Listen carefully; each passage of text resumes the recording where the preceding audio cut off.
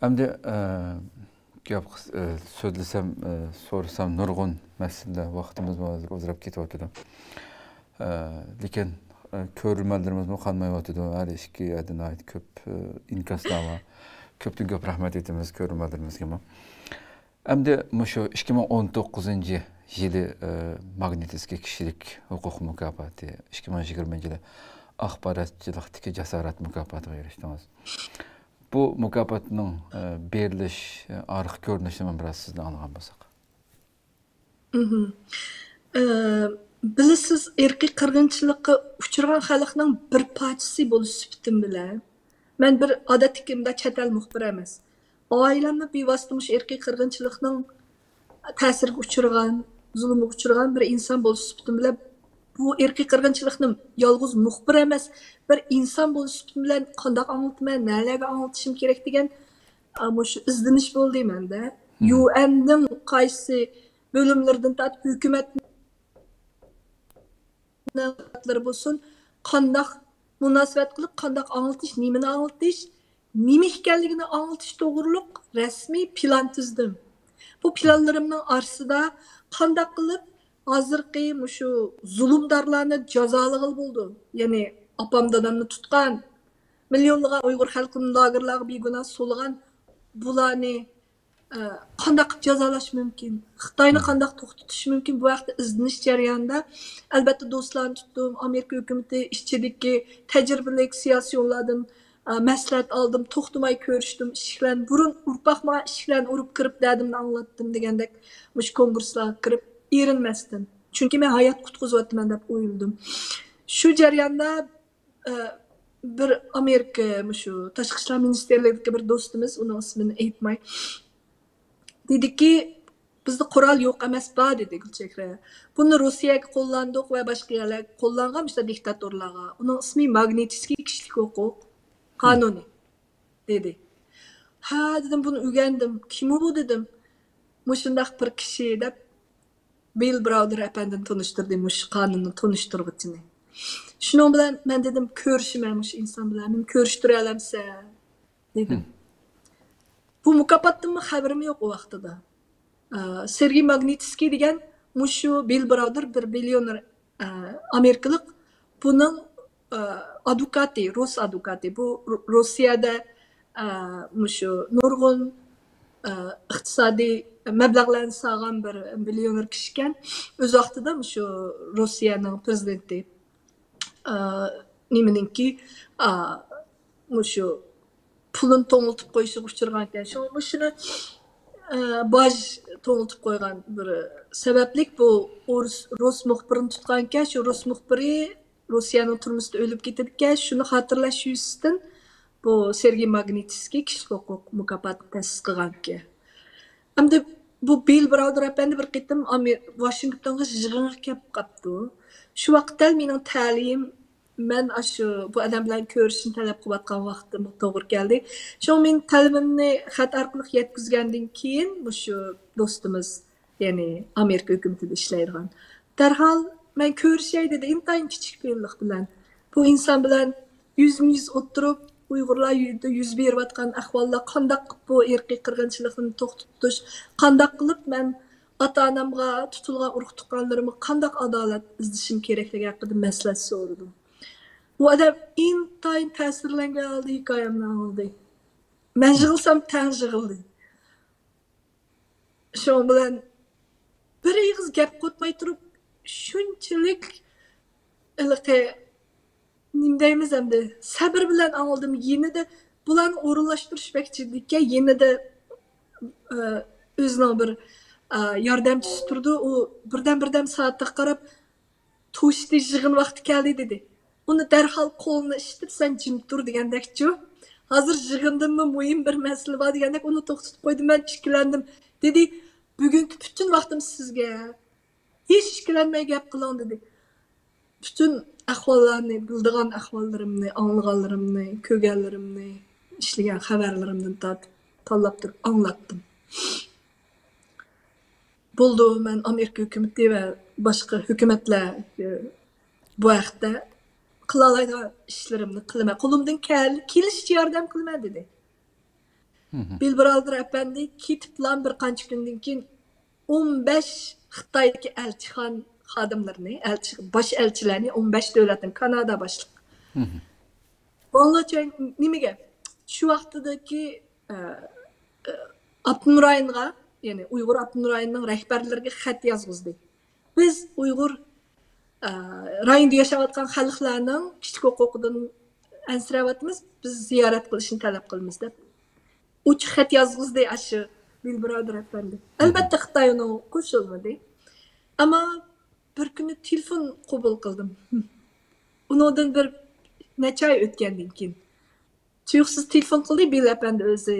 Men Bilbraldir sen bilan so'zlashgan dedi. Voy, rahmat sizga. Odatda odam hech kim bilan ko'rishmaydigan bexatarlik hisdan, chunki u tutish buyrug'i chiqarilgan Putin tarafidan-da. Putinning birinchi dushmani degan nom bor o'zining. Xo'sh, xo'sh. Bu odam bexatarligiga bak diqqat qildi-ku ko'rish tasga. Chunki necha qitim qaslashga uchragan ekan-ku.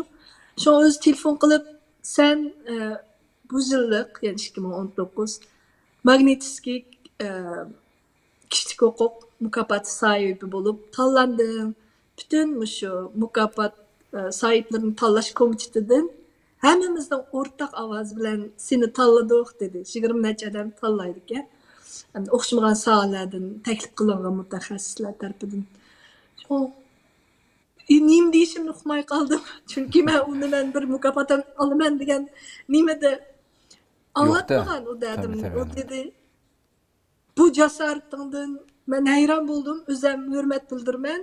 Ve bu kadar azap tuturup, yani bu hizmetlerini davamlaştırıvatkanın bütün dünyadaki muhbirlara, bütün dünyadaki kişilik hukuk qoğduqçılarına ilham buluş gerek. Ben seni sahnege açık şarkılık başkalarına ilham vermekçi. Sen bizning qilayotgan hizmetlerimizden nima uchun ekanligini yo'ritib bergan ahamiyatini dedi. Bu bana qattiq ta'sir qildi. Ben hoş buldum. Endi yig'lab ketdim o'zimmi. Shunday ta'sirlandim endi. Şuna mukofot ilish murosimi bo'ldi. Albatta bir muxbir bo'lish suhbatim bilan idora organlarimizning bekitgan qoida qonunlarga moslashib xizmat qilishim kerak, mayli nima bo'lsin. U kuni men bu qoidalarni buzdim. Maydonda radiomiz tayyorlab bergan nutq emas, o'zimning qalb so'zlarini qildim. Ya'ni Uyghur yani Şarkı Türkistan'da Xitoyning elib berayotgan zulmlari aynı vaqtdagi Gitlerning yani Yahudlarga elib borgan irqiy qirg'inchiligi bilan farqlanmaydigan irqiy qirg'inchilik degan so'zni sahnada qildim. U vaqtida texi Amerika hukumati bo'lsin, mayli har qanday bir davlat buni texi madaniyat qirg'inchiligi deb kelayotgan bir vaqt edi. Irqiy qirg'inchilik deb e'tirof qilinmagan bir vaqt. Shu vaqtda men bu so'zni qilganim uchun ya'ni Magnitskiy mukofotini ilib, kishilik huquq mukofotini aytib faxrlangan holda Amerikaga qaytib keldim, ammo o'z organim tarafidan muxbirlik salohiyatimga qarshi hech kim irqiy qirg'inchilik demaganda bu so'zni qilganim uchun ya'ni jazoga uchirdim. Tegishli jazoga uchirdim, ammo men faxrlandim, xush bo'ldim shu so'zni qilganim uchun. Chunki u sahnani menga yaratilgan emas, xalqimning ovozini olishga yaratilgan eng qimmatli bir fursat deb bildim. Shuning uchun men uni jur'at qildim. Men shunga jasorat qila olganimdan xush bo'ldim. Keyin Billapandi sahnadan tushgan vaqtimda o'zingning qanchalik jasoratli ekanligingni va bu mukofotga haqiqiy loyiqligingni texmo ya'ni bu yerda yani o'zing isbotlab ko'rsatdim dedi. Shu. Keyin 2020-yilga kelganda bu ayol muxbirlar fondi tarafidan jasorat mukofoti, jasoratli muxbir mukofotiga erishdim. Shunodimi bu fondining prezidenti o'zi telefon qilib uqtadi. Shu o'zi telefon qilganda sen mushtaq mukofotga tanlanding, seni tabriklayman degandi. Ha deb ma'qul menma nima uchun deb so'rabdim. Nima uchun deb so'rasam, o'shundoq bo'lgani uchun deydi. Shuni o'zlarining qilayotganlarining qanchalik boshqalarga ilhom va jasorat berdigimni his qilamagan darajada tabiiy jasoratligim bizni ta'sirlantirdi deb shu mukofotni menga loyiq ko'rgandim. Demakchi, erkin davlatda qiziq yeri vatanda agar shundoq jasoratli bo'lsa, ya'ni Xitoy zulmi ostidagi, ishg'oliyati ostidagi Sharqiy Turkistonda agar rostga qilsak, turmalarga solinamiz, hatto o'ltirilamiz. Erkin davlatning farqi shuki, siz rostga qilsangiz, sizni shundoq mukofotlaydi ekan, toji kiygizdikan shundoq. Dan aks holda Xitoy hukumati menga terrorist qalpoqni kiygizib qo'ydi. Nayt çok farq aşno özümüzü. Demek ki ben o qalpoqni kiyginimden faxrlanaman, çünkü dünyadaki en eşeddi, en zulümxor terörist hükümet bo'lgan Xitoy tarafidan terörist atılış. Şərəf medali da biz üçün. Şərəf medali. Albatta şərəf medali. Hem Xitoyning xoliga adamni, o'ziga qarshi har qanday adamni terrorist degan bu so'z bilan yani jazolaydiganligi, ashuni qalpoqni kiygizalaydiganligi, qarulalaydiganligining bir isboti bo'lish sifatida bilan u terrorist degan Xitoy bergan qalpoqma u deb faxrlanib turib ko'zdimi. Chunki meni terrorist deyilgan, ya'ni bir xalqaro tarafidan e'tirof qilingan bir muxbirni terrorist deyilgan Xitoy har qanday bir Uyg'urni terrorist deb bostira oladi, o'ltira oladi. Buni ko'rsatadi. Shunga bir men uchun siz aytgandek bir sharaf medali. Doğru deysiz yani. Ha, bir karikatür mü şundan maslashibdi-kan, Xi Jinping'ninki. Uni sizga qayrindishimizga rahmat. Naydi yaxshi bir tasvir bo'ldi. Ha, ma karikatür demani. Neçə xil tillarda çıxdı o bu? Tağ tildi bək köp. Arabça mı yazıb qoyub degan qarsam.